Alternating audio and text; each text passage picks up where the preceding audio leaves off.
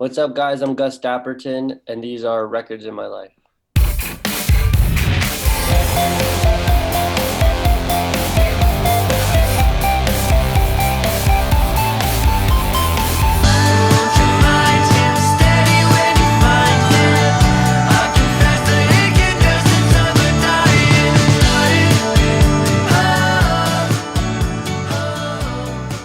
Oh, hello. Cool. How are you? Good, how are you? Good, thank you. Thanks so much for doing the show. We really appreciate it. Yeah, of course. I really like the show. You do? Thank you. That's very kind of you. How are you? How are you holding up these days? I'm doing good. I'm not really forcing myself to be too creative and stuff, kind of just going with the flow and taking the time off. Nice, nice. So, where are you these? Where are you cloistered these days? I'm in Brooklyn, New York right now in my apartment. Just hanging with my girlfriend and stuff. Nice, nice. So, tell us about your album that's coming out. Can you tell us a little bit, or is it all top secret? Like I keep some things top secret, but when given a good opportunity to share details, I'd always like to do that. So so I haven't announced the name yet, but I it's going to be announced when the next single comes out. Um, it's pretty much, if you've heard First Aid, the first single off it, it's I guess a very similar sound to that. They all pretty much coincide with one another, and basically, it's sort of a concept album, but it's not a very specific concept. It's more of like a broad concept about um, humans and like the ability to be hurt, and then the ability to like heal from being hurt, um, and about mental health and about physical health and the difference between them. Um, so each song's kind of like an unresolved journey about um, feeling hurt and then sort of having this little glimpse of like healing by the end of it.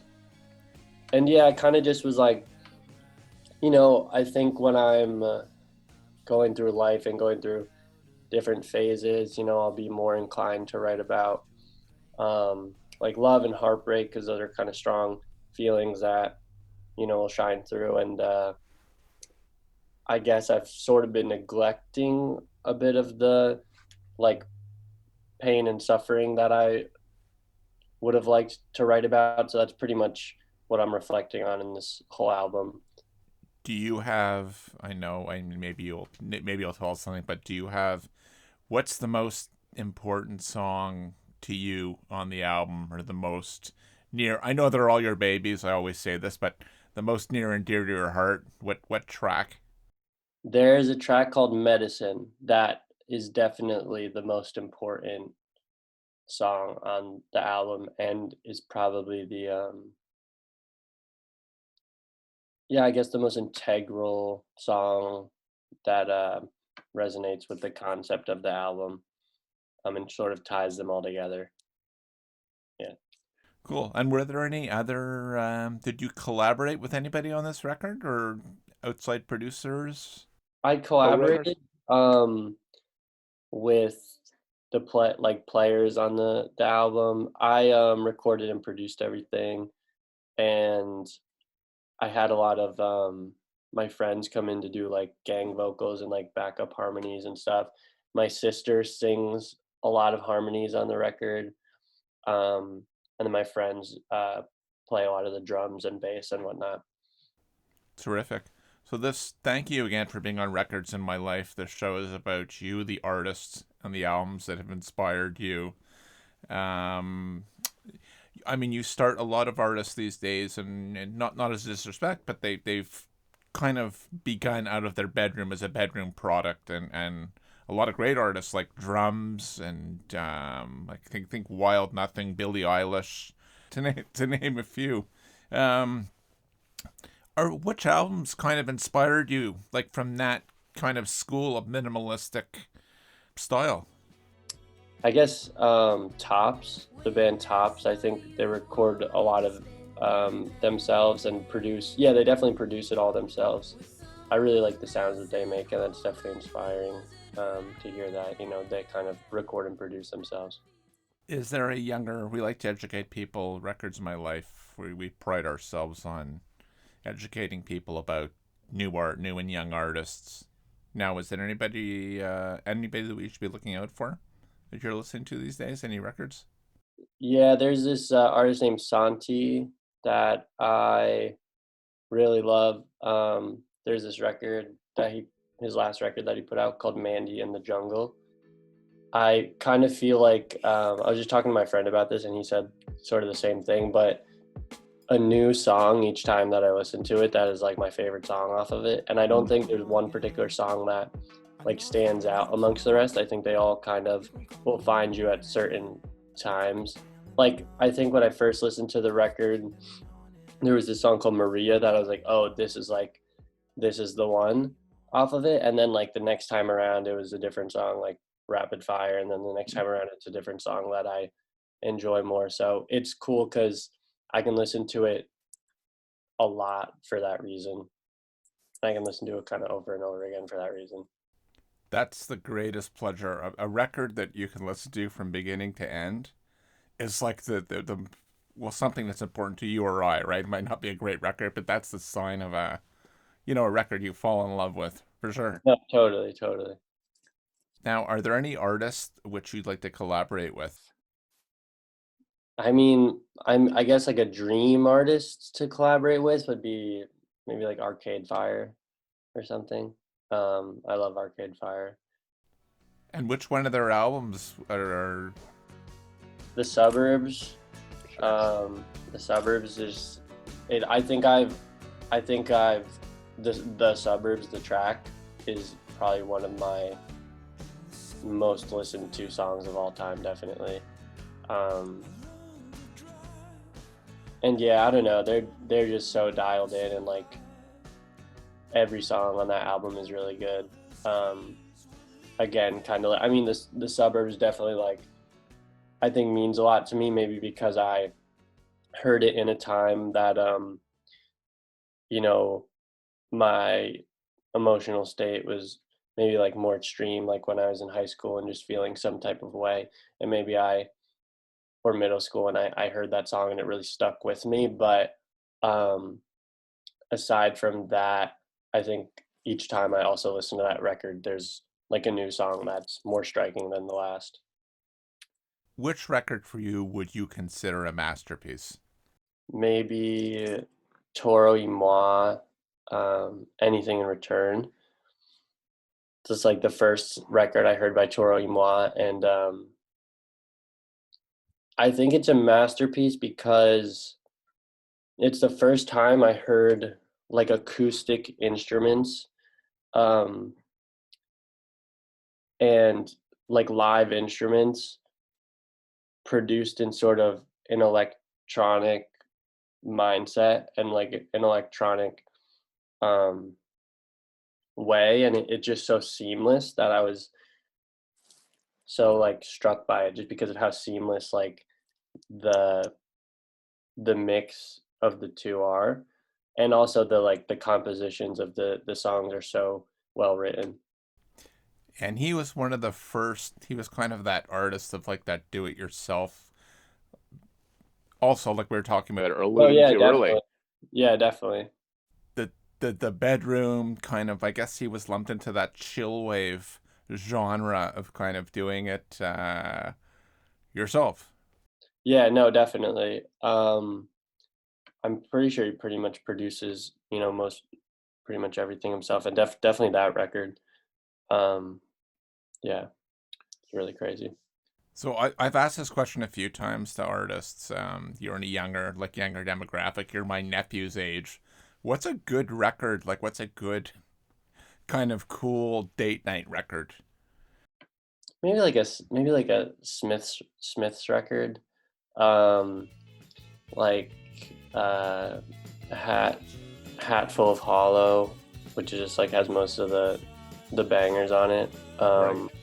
and they have some chill songs on it as well. But I think all their music's pretty like as like big as like the vocals are, and like as big as the compositions are. I still feel like they're very like relaxed, maybe just because of the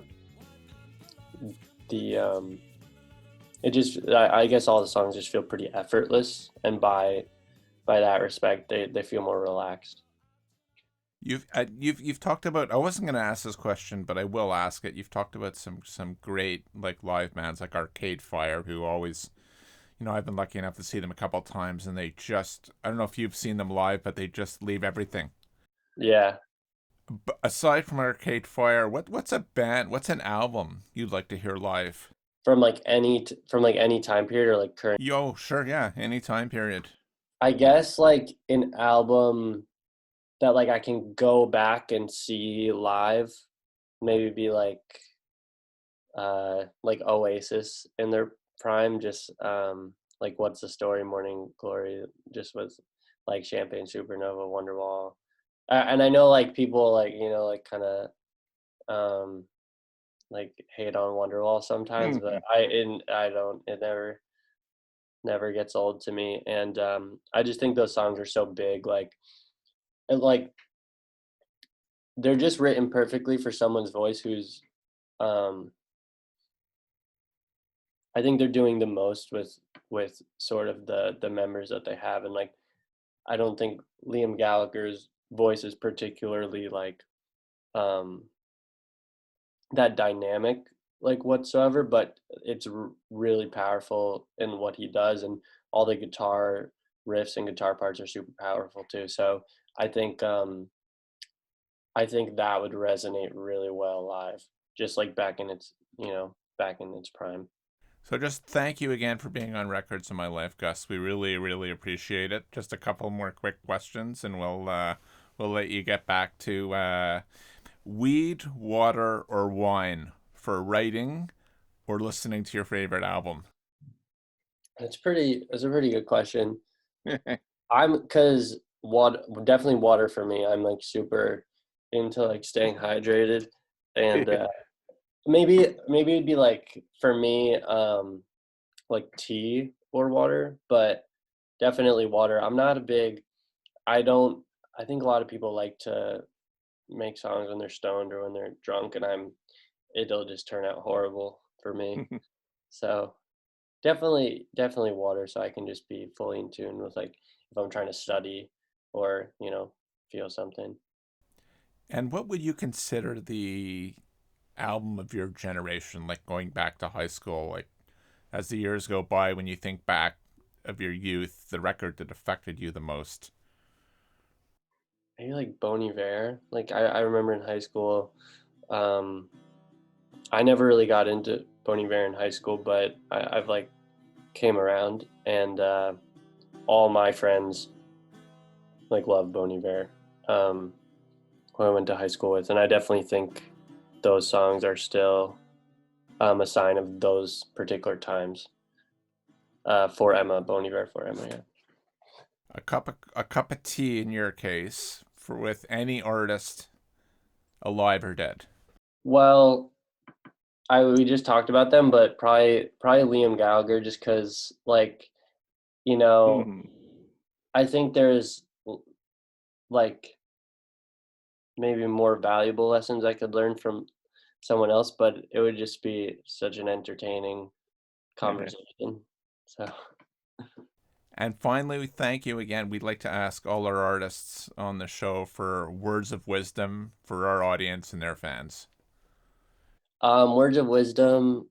I usually say this a lot in different types of ways, but um, just be yourself, even if it's inconvenient at times and it's hard to endure. I think the reward of being yourself is going to be um, much greater than those when you weigh them out. So, don't be afraid to,